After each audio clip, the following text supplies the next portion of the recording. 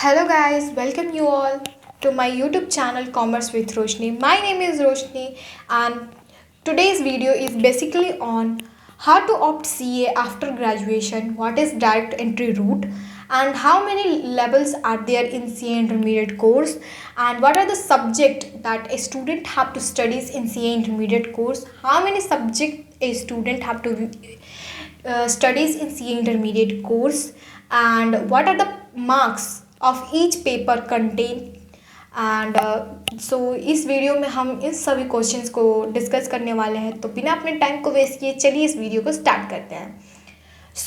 जो हमारा पहला क्वेश्चन है कि क्या हम सीए कर सकते हैं ग्रेजुएशन के बाद। So the answer is yes, आप सीए कर सकते हैं ग्रेजुएशन के बाद। ग्रेजुएशन के बाद आपको सीए फाउंडेशन का पेपर ना देकर डायरेक्टली इंटरमीडिएट का पेपर देना होता है। तो आपके लिए एक बेटर हो जाता है कि आप मतलब सीए इंटरमीडिएट का पेपर दे सकते हैं, सीए फाउंडेशन का पेपर नहीं देना होता है। So the second question is C direct entry route क्या होता है। सो बेसिकली मैं आपको पहले ये बता दूँ कि सीए डायरेक्ट एंट्री रूट का मतलब होता है। पहले मैं आपको ये बता दूं कि सीए करने के लिए आपके पास दो रूट होते हैं, एक फाउंडेशन का रूट होता है, एक डायरेक्ट एंट्री रूट होता है। डायरेक्ट एंट्री रूट का मतलब होता है कि आपको जो भी स्टूडेंट्स हैं जो सीए करना चाहते हैं उनको डायरेक्टली इंटरमीडिएट में ही वो अप्लाई कर सकते हैं अगर वो ग्रेजुएट है। तो अगर उन्होंने ग्रेजुएशन अपना कंप्लीट कर लिया है और वो अगर सीए करना चाहता है तो वो डायरेक्टली फाउंडेशन का पेपर ना देके उनको इंटरमीडिएट का पेपर देना होता है। तो वो इसका मतलब डायरेक्ट एंट्री रूट का मतलब ये होता है। लेकिन डायरेक्ट एंट्री रूट में जाने से पहले अगर आप कॉमर्स स्ट्रीम से हैं तो मिनिमम आपको 55% लाने होते हैं।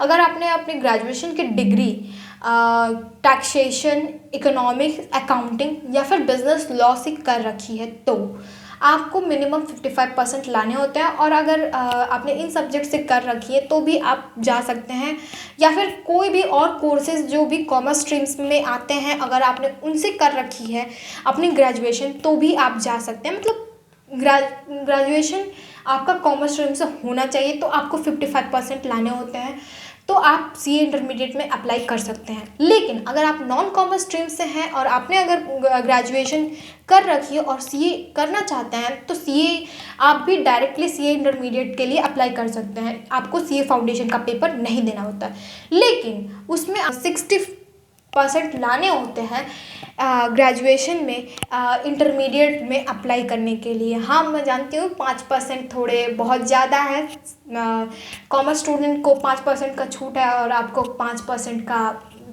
थोड़ा ज़्यादा लाना पड़ेगा।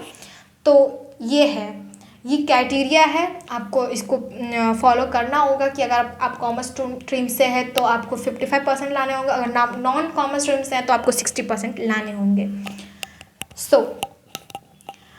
और अगर आप ग्रेजुएशन के सेकेंड ईयर में हैं तो मैं आपको बोलूँगी कि अगर आप सीए करना चाहते हैं और सीए करने के लिए आपको अगर सीए इंटरमीडिएट का पेपर ना देकर आप सीए फाउंडेशन का पेपर दें।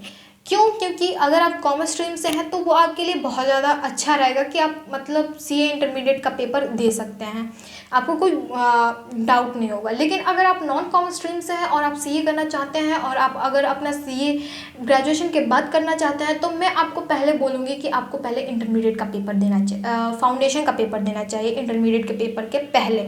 क्योंकि अगर आप नॉन कॉमर्स स्ट्रीम से हैं और आपको जो सब्जेक्ट्स हैं वो बहुत ज़्यादा बल्कि हो जाता है, वो बहुत ज़्यादा एडवांस लेवल के पढ़ाए जाते हैं सीए इंटरमीडिएट में। सीए फाउंडेशन में थोड़े बेसिक लेवल के पढ़ाए जाते हैं तो बेसिक थोड़ी हमको जानकारी हो जाती है। तो फाउंडेशन आप पहले कर लें, अगर नॉन कॉमर्स स्ट्रीम से हैं तो आपको पहले फाउंडेशन करना चाहिए। With my opinion and my suggestion and ये मेरा सजेशन था, but that is your choice कि अगर आप करना चाहते हैं, अगर आप मेहनती हैं, अगर आप मेहनत करते हैं तो भी आप सीए इंटरमीडिएट के लिए अप्लाई कर सकते हैं। आपको फाउंडेशन करने की कोई ज़रूरत नहीं है। मैंने बहुत सारे ऐसे बच्चे देखे हैं जो बहुत ज़्यादा मेहनती होते हैं और बहुत ज़्यादा मेहनत करते हैं तो भी वो सीए इंटरमीडिएट के लिए जा सकते हैं, क्योंकि उनमें कोई डाउट नहीं होता, वो बहुत ज़्यादा मेहनत करते हैं और बहुत अच्छे तरीके से बहुत अच्छे मार्क्स लाते हैं, और तो भी आप जा सकते हैं। जो थर्ड क्वेश्चन है हमारा कि कितने ग्रुप्स होते हैं, तो मैं आपको बता दूं कि 2 ग्रुप्स होते हैं और हर एक ग्रुप में 4 पेपर होता है। अगर आप चाहते हैं कि सीए इंटरमीडिएट का पेपर आप दोनों ग्रुप का एक साथ दें तो भी एक साथ दे सकते हैं 9 मंथ के बाद। अगर आप चाहते हैं कि सीए इंटरमीडिएट का पेपर दोनों ग्रुप का मैं अलग अलग दूं तो भी आप दे सकते हैं सीए इंटरमीडिएट का पेपर दोनों ग्रुप का अलग अलग।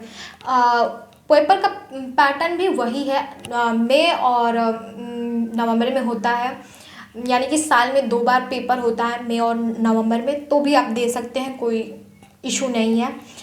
लेकिन अगर आप चाहते हैं कि दोनों पेपर में आधा आधा करके दूं, यानी 4 पेपर में फर्स्ट में दे दूं और 4 पेपर में बाद में दे दूं, तो भी आप दे सकते हैं, वो आपका चॉइस है। आप देख लेना, आप कर लेना। और जो फोर्थ क्वेश्चन था हमारा वो ये था कि कितने मार्क्स के पेपर होते हैं। टोटल मैं आपको बता दूं कि टोटल पेपर आपका जो होता है वो 800 मार्क्स का होता है, जिसमें से आपको 400 मार्क्स लाने पड़ते हैं पास होने के लिए, यानी मिनिमम 60% आप मतलब मिनिमम 50% लाने होते हैं आपको पासिंग के लिए। और हर एक सब्जेक्ट्स में आपको 50 मार्क्स चाहिए होते हैं पास होने के लिए, ठीक। उसके बाद मैं आपको बता दूं कि कितने सब्जेक्ट्स आपको पढ़ाए जाते हैं। तो सब्जेक्ट्स के लिए मैं अलग से वीडियो बनाऊंगी कि कौन कौन से सब्जेक्ट्स आपको पढ़ने पड़ते हैं सीए इंटरमीडिएट के लिए।